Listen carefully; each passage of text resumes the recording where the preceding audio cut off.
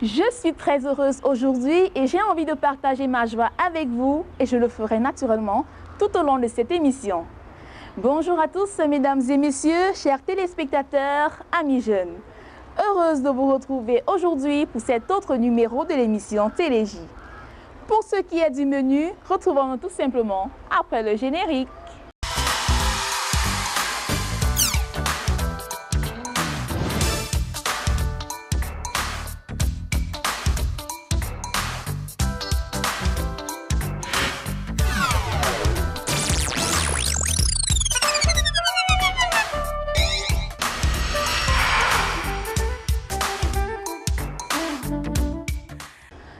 De plus, rebonjour.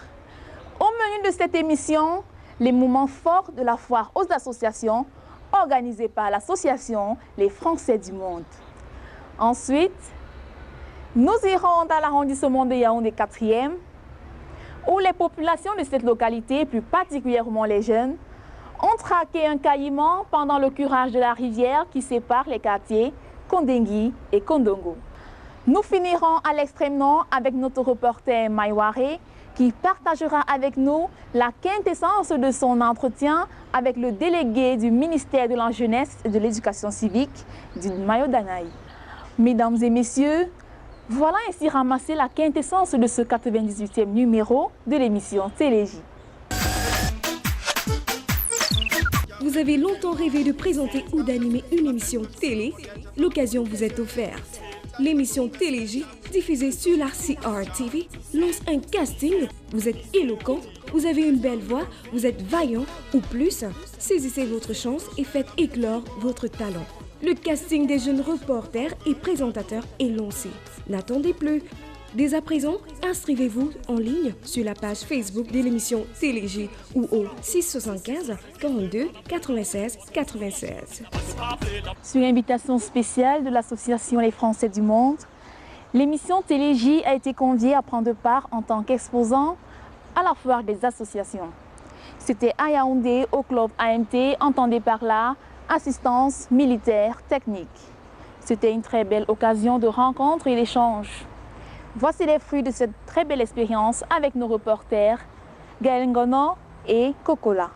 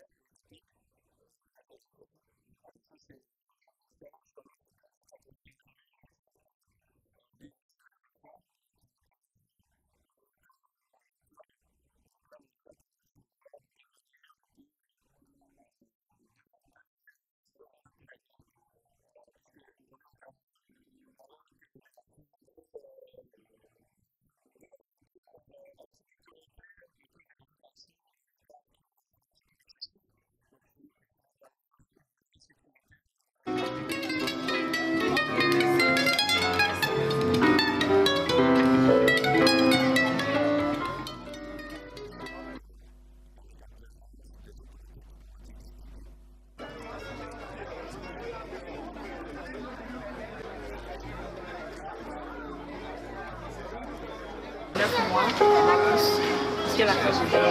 C'est bien de prendre 9 mois et plus. Oui, et plus, parce qu'il y a aussi des donc là, nous proposons les produits différents, locaux, piano. Et vous êtes à quel endroit? Là, nous sommes situés à Locac, précisément à Carrefour.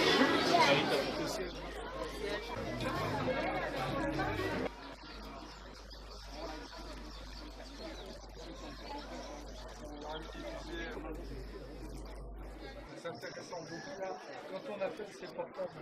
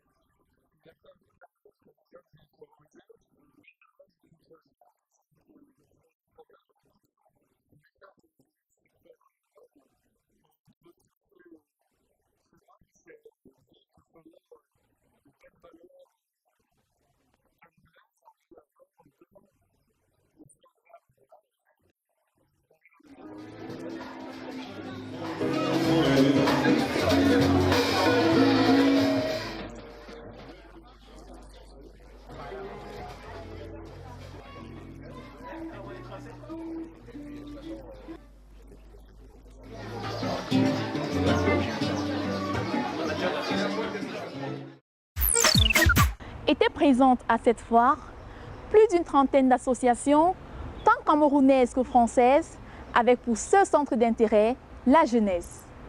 Notre reporter William Biapa en a choisi quelques-unes. Écoutons-les.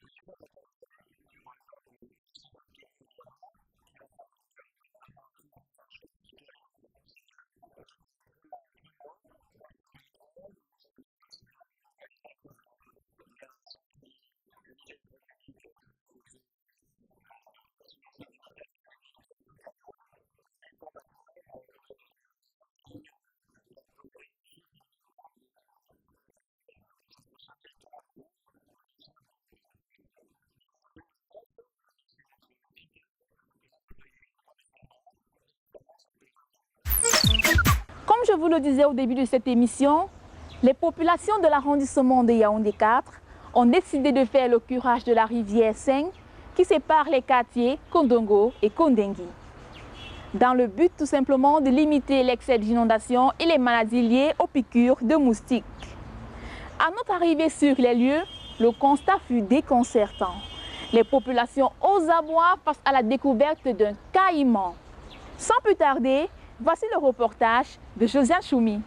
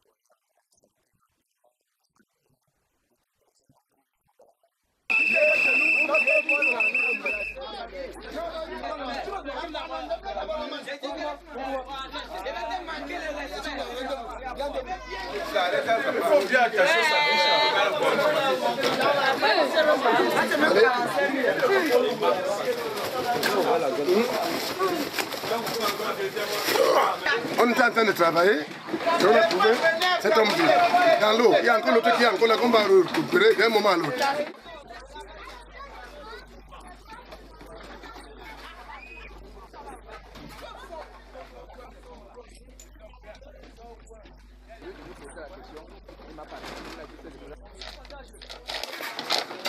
On a fait un bois de l'élément là-bas.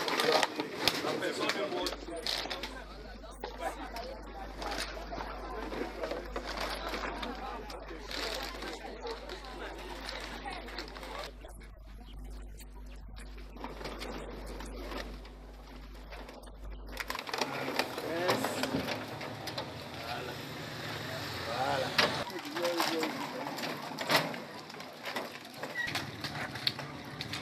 Voilà, si tu devais faire là-bas. Voilà.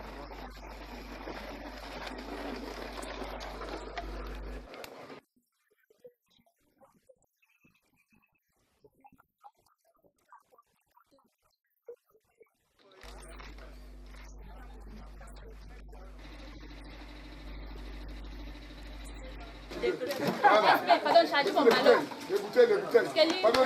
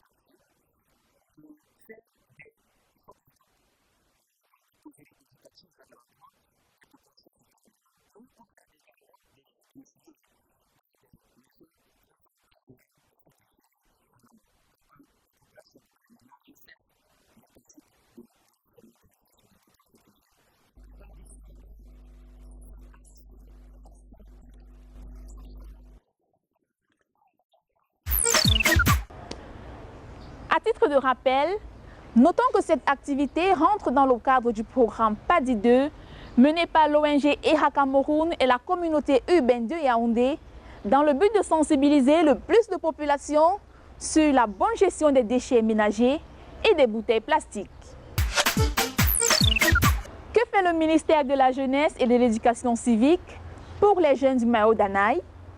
La réponse, c'est avec cet entretien entre notre reporter Maïwaré et le délégué départemental du MINJEC de ce côté-là. Bonjour monsieur le délégué. Bonjour madame. Présentez-nous la carte jeunesse du Mayo Danaï. Le département du Mayo Danaï est l'un des plus grands départements de la région de l'extrême nord avec environ 700 000 âmes. Et à ce niveau, la jeunesse constitue une très bonne frange de cette population, avec entre 65 à 70% de cette population. Et à ce niveau, les jeunes font dans beaucoup d'activités, que ce soit dans le domaine de l'agriculture, de l'élevage, dans le secteur informel. Bref, ils font dans presque tous les domaines dans notre département. Quelles sont les structures et les programmes mis en place par le ministère de la Jeunesse et de l'Éducation civique pour l'encadrement des jeunes? Oui, au niveau de notre ministère, nous avons nos différentes structures d'encadrement que sont les CMPJ, les centres multifonctionnels de promotion des jeunes, où nous menons presque toutes les activités en direction de la jeunesse. Et dans notre ministère, nous avons plusieurs projets et programmes, tels que le programme PAGER-U et le PIFMAS. Nous avons également le FONIJ, qui est le Fonds national d'insertion des jeunes, qui finance les activités des jeunes. Nous avons une structure qui est là pour le recensement, l'inscription des jeunes afin de bénéficier de tous les projets et programmes qu'on appelle l'Observatoire national de la jeunesse. À cela, nous avons aussi beaucoup d'autres partenaires, que ce soit dans le département du Mayo Danaï comme au niveau de la région. Nous avons plusieurs ONG, plusieurs organismes qui appuient les actions du ministère de la Jeunesse pour l'épanouissement et le développement de la jeunesse. Et comment est-ce que vous appuyez les jeunes pour les sortir de la précarité?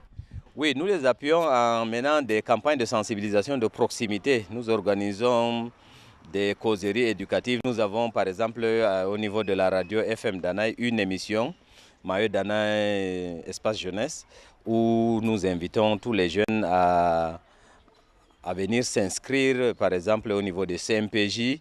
Nous envoyons nos jeunes collègues, les cadres d'appui sur le terrain, en organisant des campagnes de causeries éducatives dans les quartiers, dans les domiciles et autres pour les sortir afin qu'ils viennent vers nous. Parce que honnêtement, souvent les informations ne sont pas relayées sur le terrain. Et les jeunes ne sont pas beaucoup trop informés. Donc maintenant, je crois que depuis un certain temps, ça marche quand même. Les jeunes viennent très nombreux vers nos structures pour solliciter notre encadrement. En plus du manque d'informations, quel autre problème rencontrent les jeunes du Mayo Danaï? Oui, il y a certainement le problème de sous-emploi. Le Mayo Danaï est un grand bassin de production. Quelles solutions proposez-vous? Comme solution, nous sommes en train de nous battre à travers une communication de masse Également, par d'autres supports audio scripto-visuels, nous organisons des campagnes de diffusion de certains films qui sensibilisent davantage les jeunes. Nous organisons régulièrement des campagnes de sélection des meilleurs projets des jeunes concernant le domaine de l'agriculture, l'élevage, dans tous les autres domaines. Et récemment, même lors de l'opération Vive l'école, on nous a instruit d'organiser une sélection des meilleurs projets des jeunes dans le cadre de la foire économique de la jeunesse du Mayo Danaï. Et à ce niveau, beaucoup de jeunes sont venus nous présenter des projets, et même les idées de projets que nous avons beaucoup appréciées, nous avons validées et nous les avons aidés à monter des business plans, les plans d'affaires dans l'optique d'obtenir un financement. Alors, monsieur le délégué, pour sortir de cet entretien, quel message lancez-vous à l'endroit des jeunes du Mayo Danaï? Oui, le message que je lance à l'endroit de la jeunesse du Mayo Danaï, c'est qu'il y a espoir. Les jeunes ne doivent pas se décourager, il y a espoir et le Mayo Danaï est un grand bassin de production d'emplois. Et aussi le gouvernement de la République ne ménage aucun effort pour amener cette jeunesse à s'autodévelopper à travers beaucoup d'autres ministères, mais surtout à travers le ministère de la Jeunesse et de l'Éducation civique qui est en train de développer beaucoup de projets et de programmes pour cette jeunesse. Donc j'invite toute cette jeunesse à se rapprocher de nos structures pour pouvoir bénéficier de tout ce que l'État fait pour eux, pour cette jeunesse, je veux dire. Merci, monsieur le délégué, pour ce moment accordé. Je remercie infiniment l'émission Télé Jeunes pour avoir fait le déplacement de Yagua. Et vraiment, nous sommes très honorés. Pour cet entretien depuis Yagua dans le Mayo Danaï, je suis Armelle Mayo-Henri. Merci Maïware pour le travail abattu. Notons qu'elle est étudiante en faculté des sciences juridiques et politiques de l'université de Ngaoundéré. Et pour ceux qui connaissent bien la région, vous savez que ce n'est pas évident pour elle d'aller faire un reportage de ce côté-là. Vous avez longtemps rêvé de présenter ou d'animer une émission télé? L'occasion vous est offerte.